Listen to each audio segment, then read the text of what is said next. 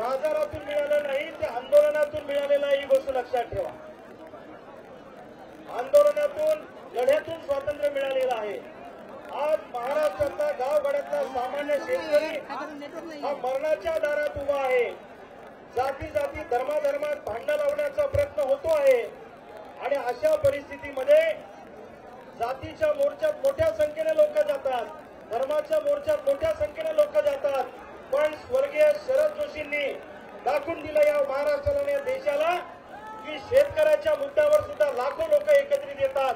क्रांतीसूर्य महात्मा फुल्यानंतर, स्वर्गीय शरद जोशी नंतर, साहेबांनंतर पुन्हा एकदा बच्चूभाऊ कडूंनी शेतकऱ्याची एकी करण्याचा एक चांगला प्रयत्न या ठिकाणी केलेला आहे. महाराष्ट्रातले आम्ही सगळे शेतकरी नेते सोबत आहोत, एकत्र आहोत. ही एक अभूतपूर्व गोष्ट या ठिकाणी होते आहे, लक्षात ठेवा. आम्ही वेगळ्या वेगळ्या भागात सगळे जण लढतो, पण शेतकऱ्यांची सगळ्यांची वज्रमुठ एका ठिकाणी आणण्याचं काम बच्चूभाऊंनी केलेलं आहे. आणि हा मोर्चा अशा ठिकाणी थांबवलेला आहे की समृद्धी बंद, हैदराबाद जबलपूर बंद, सगळे रस्ते या ठिकाणी बच्चूभाऊंनी फारच सर्वेक्षण केलेलं दिसतं या रस्त्याचं. कारण हा स्पॉट असा निवडला की इथून एकही गाडी इकडची तिकडे होणार नाही, लक्षात ठेवा. आज सरकारचं नाक दाबल्याशिवाय सरकार तोंड उघडत नाही, ही गोष्ट लक्षात ठेवा. लेकरू रडल्याशिवाय त्याची माय त्याला दूध पाजत नाही. मी सुद्धा चळवळीमध्ये गेल्या 22 वर्षापासून काम करतो. स्वर्गीय शरद जोशींच्या विद्यापीठातून आम्ही घडलेले कार्यकर्ते आहोत, शिबिरातून.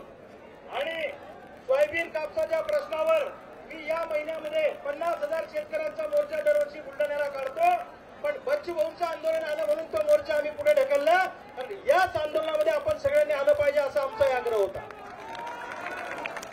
तुकड्या तुकड्यात भांडण्यापेक्षा एका ठिकाणी येऊन लढलो तर आपली ताकद सगळ्यांची मोठी होईल. भावांनो, आज सोयाबीन आपलं 3,500-4 हजारांना विकल्या जाते. सोयाबीनचा प्रति क्विंटल 500 रुपये, 1500 रुपये, 2,000 रुपये. सोयाबीनचा एका क्विंटलचा उत्पादन खर्च आहे 7,500-8 हजार रुपये आणि बाजारात भाव मिळतो आहे 3,000, 1,500, 3,500 रुपये. भावांनो, कापसाची पण तीच अवस्था आहे. मला माहिती आहे किलो 500 विकल्या गेलं, कुठं 1000 विकल्या गेलं, वेगळ्या वेगळ्या ठिकाणी वेगळ्या वेगळ्या भावात विकल्या गेलं.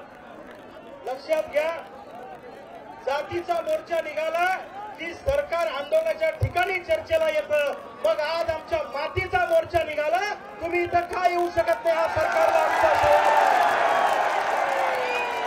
आम्ही तुमच्या दारात येणार नाही, तुम्हाला शेतकऱ्याच्या दारात नागपूरच्या पैशावर यावं लागेल चर्चा करायला. हे ठामपणे आम्ही तुम्हाला या ठिकाणी ठणकावून सांगतो.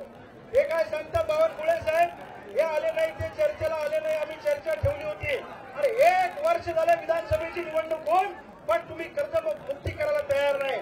आम्ही कर्जमाफी मागायला आलो नाही, आम्ही पीक मागायला आलो नाही, आम्ही कर्जमुक्ती मागायला आलोय, माफी नाही.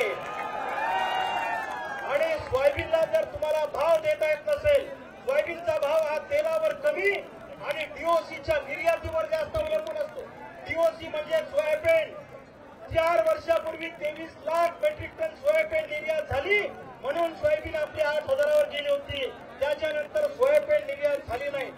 या देशामध्ये 100 ते 125 लाख मेट्रिक टन सोयाबीन दरवर्षी तयार होतं. त्याच्यातून 1 किलो सोयाबीन क्रश केले की 18% तेल निघतं, 82% डीओसी निघते.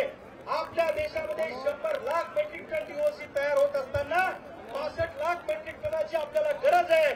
उरलेली डीओसी परदेशामध्ये निर्यात करा, बरोबर सोयाबीनचे भाव 8 हजारावर गेल्याशिवाय राहणार नाही. ही सरकारची आमची मागणी आहे. कापूस आयात करण्यापेक्षा कापूस निर्यात करा, ही सुद्धा आमची मागणी आहे. कापसाच्या गाठी निर्यात करा आणि कर्जमुक्ती हा आमचा नैतिक अधिकार आहे. अरे हरामखोरांनो, तुमच्या धोरणामुळे आमच्यावर कर्ज झालंय, आमच्यामुळे आमच्यावर कर्ज झालेलं नाहीये. सोयाबीन मध्ये लुटलं, कापसात लुटलं, ऊसात लुटलं, आमच्या पिकावर तुम्ही दरोडा घातलाय म्हणून आम्ही कर्जबाजारी झालोय. तो आमचा नैतिक अधिकार आहे. आज खेड्यापाड्यामध्ये अशी परिस्थिती आहे की शेतकऱ्याच्या पोराला कोण पोरगी सुद्धा द्यायला तयार नाही. मला असं वाटतं या बिना लग्नावाल्यांच्या 1ची जरी संघटना केली तरी महाराष्ट्रातील नंबर 1ची संघटना आपली होऊ शकते.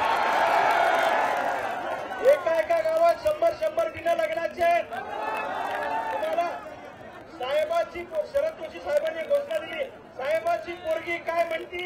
शेतकरी नवरा नाही म्हणते. आता शेतकऱ्याची पोरगी काय म्हणती? शेतकरी नवरा नाही म्हणते. तुमच्या सोयाबीनला भाव नाही, तुमच्या कापसाला भाव नाही, म्हणून तुमची ही भावांना अवस्था आहे. चांगली सुंदर पोरगी असली तर नोकरीवाल्याला जाते, नाकाडोळ्यानं मोरे असली, रंगीत सावळे असली, दुकानदाराला व्यापाऱ्याला जाते, आणि 3 नंबर राहिला झाला गाळा आम्हाला. म्हणजे एक रुपी मरकुड, पोरगी बी मरकुडी, नवरा बी मरकुडा, आणि त्याचं लेकरू बी मरकुड. लक्षात ठेवा, बंदुकीच्या गोळ्या कमी पडतील पण नागपूरमध्ये आमच्या छात्या कमी पडणार नाहीत, ही गोष्ट लक्षात ठेवा. आम्ही मरायला आलेलो आहे, आम्ही आत्महत्या करून मरणार नाही. मरतो क्या नाही करता, अरे आम्ही तसेच मरायला आलेलो आहेत. आम्ही असे मरणार नाही, तुमच्यासारखे 5-10 घेऊन गेल्याशिवाय राहणार नाही, लक्षात ठेवा.